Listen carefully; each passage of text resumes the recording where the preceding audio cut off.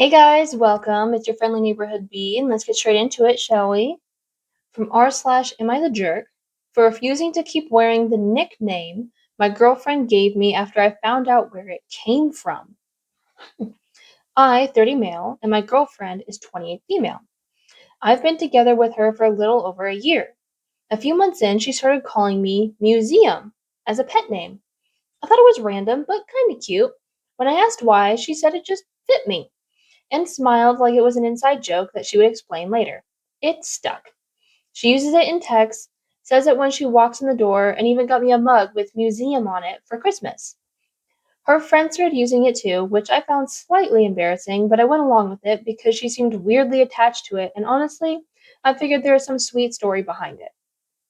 Last weekend, we were at a birthday thing with a bunch of her friends, and one of them had too much to drink and said, I still can't believe you made the museum happen. Everyone laughed in a way where you instantly know there is context you do not have. I asked what they meant by that, and my girlfriend tried to brush it off, but later I kept pressing because the whole table went awkward. She finally admitted that early on, when she first brought me around them, one of her friends said I looked like the type of guy who would be fun for one date and then talk for 40 minutes about a chair. Apparently, another friend said I had museum energy, meaning quiet, careful, nice to visit, but not exactly exciting. Instead of being offended on my behalf, my girlfriend thought it was hilarious and started calling me museum ironically. Over time, it stopped being ironic for her. It became affectionate, which she says is the part I should focus on. But I could not get past the fact that this whole pet name I have been wearing around like an idiot started as her and her friends lightly roasting me behind my back. She keeps saying it was at the very beginning, before she knew me well, and that if anything, it is romantic because the joke turned into fondness. I told her I do not care how it ended up. I do not want to be called that anymore, and I do not want her friends calling me that either. Now she says I'm ruining something that had become genuinely loving because I'm choosing the worst possible interpretation. Maybe I am being too stiff about it, but I feel like if I had introduced her to my friends with some cute nickname that secretly meant pretty but kind of dull, I would get absolutely shredded for it. Am I the jerk for telling her the nickname is dead and I do not want to hear it again? Nope. Um, yeah, it's also weird that even if it was just a nickname that didn't have another connotation, just why are her friends calling you a pet name that she calls you in your guys' relationship? That's still just weird. Everything about this is odd. I don't like that she's calling you something affectionately that's meant to be insulting. Because some people have insultingly jokey relationships, which is fine for them. It's fine if that's your relationship. I will not knock that. But if that's not your relationship, then don't do that. That's mean for no reason. Don't be mean to your partner. No, not the jerk whatsoever. And if you like stories like this, I'm here every day, so make sure to like and subscribe. Next one. Am I the butthole for refusing to play werewolf ever again? Not sure what werewolf is, but I assume it's a game. So I, 28 male, have a friend group that loves playing werewolf. And when I say loves, I mean they go all in. The problem is I'm always the first one out. And I don't mean often, I mean literally every single time. Either I'm the first one killed or the first one voted out. It's gotten so consistent that it's become a running joke in the group.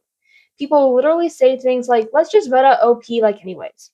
Everyone acknowledges it, no one questions it, it just happens. At first, I laughed it off, but over time, it started to suck. Because what's the point of playing a game where you don't actually get to play? Fast forward to this weekend, we went on an Easter trip together and stayed in an actual castle. Someone had the idea to do a full day version of Werewolf, kinda like the Traders, where the game runs for hours. We all split into different rooms and waited for the first death notification. Guess who got killed first? Yep, me again. Now I'm stuck in a castle on a weekend trip I paid for, with a game that's supposed to last hours, and I'm out within the first round. meaning I basically have to sit around doing nothing while everyone else continues playing. Why? I would go roam around the castle and pretend I'm a ghost. Why? Just go investigate the castle. Anyway, later, when everyone regrouped, people were laughing about it and acting like, wow, what a shame. OP's out again. Like it's just some funny tradition. At that point, I'd had enough. I told them, I'm not playing werewolf with you guys anymore. This is the last time. Now, some of them are annoyed and saying I ruined the vibe and that it's not personal. They even suggested I could act like the host from the Traders and run the voting rounds. And honestly, I don't want to spend my time facilitating a game I never get to play, just so everyone else can have fun at my expense. I get that getting voted out first isn't personal, but when it happens every single time and it's turned into a group joke, it stops feeling random. I'm still happy to hang out and do other activities, whatever. I just refuse to play this game with them anymore. So, am I the butthole? Nope. And one, I would have just continued to investigate the castle and have fun in the castle. You're in a castle, my guy. You're in a castle. Go walk around, investigate the lands. See if you can find any, I don't know, shooting points or something for arrows or spears or whatever. Go investigate the castle. It'd be fun. Also, they don't want to play with you at all. They don't want to be around you. Your friends don't like you. I'm sorry to burst your bubble, but your friends don't like you. You need new friends. Investigate the castle and find new friends, my love. Next one. Would I be the butthole if I locked my fridge and reported my roommate? Throwaway account. I, 21 male, lock my mini fridge and reported my roommate. I live in the college dorms with my roommate and my service dog. I have type 1 diabetes with hypoglycemic unawareness, which is a fancy term for not being able to tell when my blood sugar drops, which is a very dangerous condition. That's what my service dog's job is to warn me because I can't tell. My roommate has made my dog an issue since day one. Uh, Unless he's allergic, there shouldn't be an issue. He immediately tried to pet my dog. I said, no, he's a service dog, he's working. He said, my bad, and dropped it. But only really for a day or two. That's when the issues with the dog happened again. He thought that as soon as the dog's vest came off, it was playtime and he could pet and mess with the dog, which he can't. Even though the vest is off and the dog is relaxing and I sometimes play with him, that does not mean he can, because it's important for the dog to be focused on me. I've been scared because I have gone into comas because my blood sugar has gotten so low. My parents bought me the dog because it's gotten so bad. I was terrified of sleep, and that fear is worsening again because I'm so scared he's going to distract him while I sleep. I don't feel safe. Along with him not leaving my service dog alone, he's also been complaining about the mini fridge in our room. This did not come with our dorm room. My dad bought it for me because he did not want me keeping my medication in a communal fridge. Yeah, that makes sense. My meds and bag and juices take up the entire top shelf and door. I gave him the bottom shelf to be a nice roommate, but he's been constantly complaining about not having enough room. Oh, complaining about a gift? Excuse you? Squeeze me? No. Then the incident happened where I'm going to put a lock on the fridge. At this point, he took my medication out of the fridge. Luckily, it's in a cooler bag.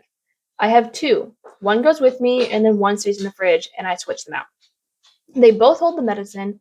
That way, it's not easily grabbable, so it doesn't fall out and no one can touch it. So, when he took it out of the fridge, it was in the bag, and then he put it on my bed. But I was at a lecture for 2 hours. Oh no. When I got back, I had no idea how long it was out. Luckily, the cooler bags are meant to keep it cold for long periods of time, so it was good. But he could have ruined it all. It's expensive. Yeah, and sometimes insurance is a pill, for lack of a better term, and even if it did expire, they might not refill it. They might not refill your prescription. Oh my god. To be petty, I took all of his stuff out of the fridge and threw it on his bed just like he did mine. and he had some things that had to be refrigerated, and they ended up going bad while he was at class. Oh, boo hoo.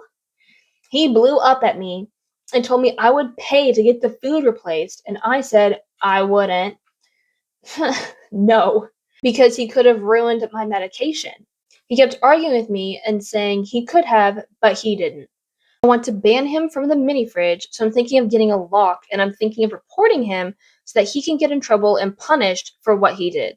He will not leave my dog alone, he will not leave my medication alone or any of my stuff because he apparently thought pizza was more important than my life. That's why he took my bag out. He wanted pizza to be put in the mini fridge. So would I be the butthole if I reported my roommate and locked the fridge? No. And you need to report your roommate because what in the world is his problem? Ugh. Maybe see if you can get a new one or move. Ugh. Anyway, thank you everyone for tuning in, and I hope to see you all tomorrow. Bye, guys.